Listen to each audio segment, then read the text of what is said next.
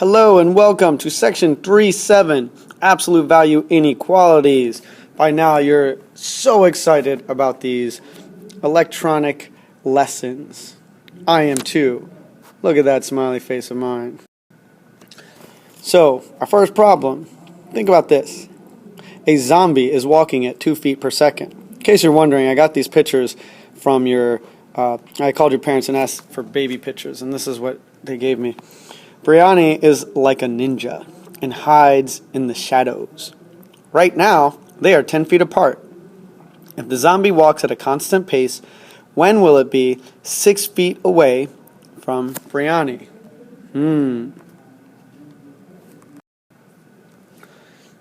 Set up your notes.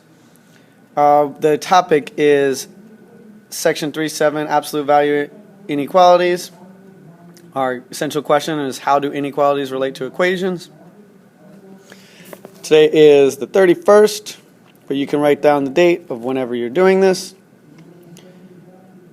And of course, this will can go in your interactive notebook if you put this under page 21 for absolute value inequalities.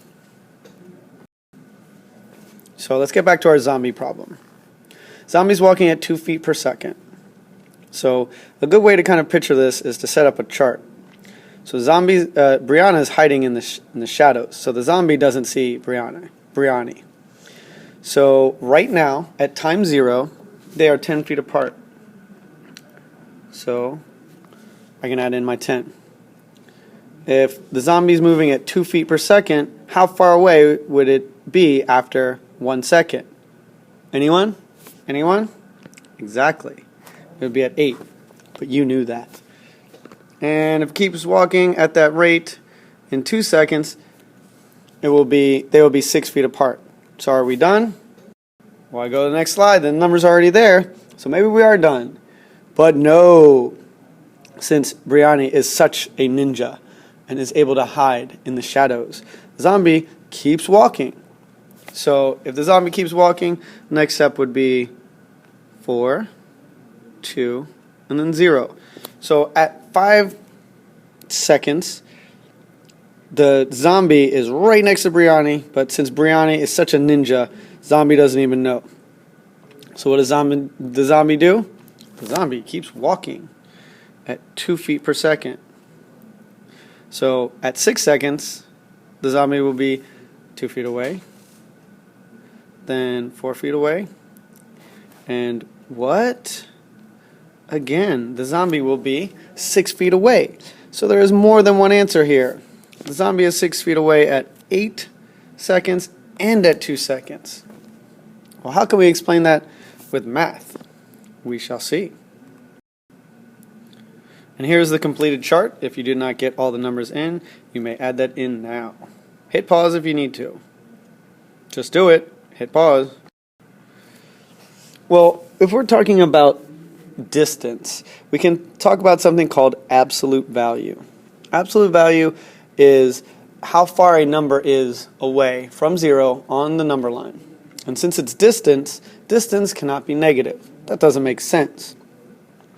So if you think about this as Brianni standing at 0 on a number line, the zombie could be 10 feet away to the positive side or the negative side. And that's why we've had 2 answers. So I kind of set this up as the zombie is 10 feet away, as shown right here. These symbols, by the way, on the side, those are absolute value bars. And the zombie is getting closer by subtracting 2 feet per second. So we don't know how many seconds. X in this case would be seconds. And however many seconds pass, you multiply by 2, because that's how fast the zombie is moving. So if we take that away from 10, we'll be able to find the distance they are apart, but we want to know the distance when the distance equals 6. So there's our absolute value that sets that up. The way we solve absolute value problems is because there's a possibility, in this case with an equation, for at least 2 answers,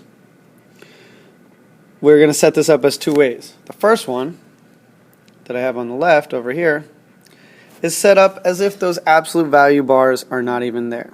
One way to think about these absolute value problems is 2 absolute value bars leads to 2 solutions. So this is kind of a memory trick to help you remember that you're going to have 2 answers here. So first one, 10 minus 2x equals 6. We can solve that as if it were just a regular equation, which means we need to isolate the variable. So my first step is I would subtract 10 from this side. It's an equation, so whatever you do from one side, you have to do to the other side.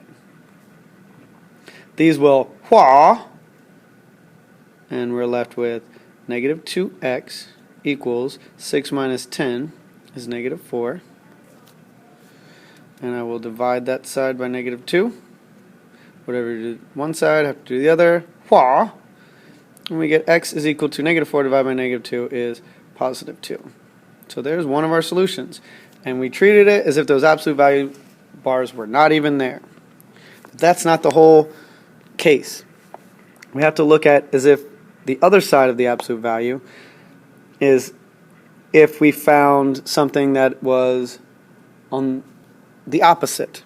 So that's why what I do is I just recopied this 10 minus 2x. As you see, it's exactly the same as it is on the other side, except I change everything that it's equal to by having it the opposite sign.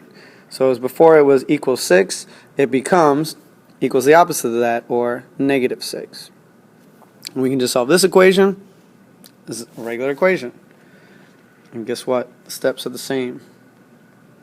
So I subtract 10, these will hua. I'll have negative 2x here. Negative 6 minus 10 will give us negative 16. Divide both sides by negative 2. Hua. We get x is equal to 8. And that is how we came up with our answers. Notice that these are 2 unique answers. If I was graphing this on a number line, here's 0, here's 2, here's 8. Because it's an equation, it's just a dot. Learning check. I'll be like the robot. You be like this weird little person. And go back and look at your notes. Look at that problem. What did that mean? Why absolute value? Why is there more than one answer? Think about that. And we'll get back to you in part 2.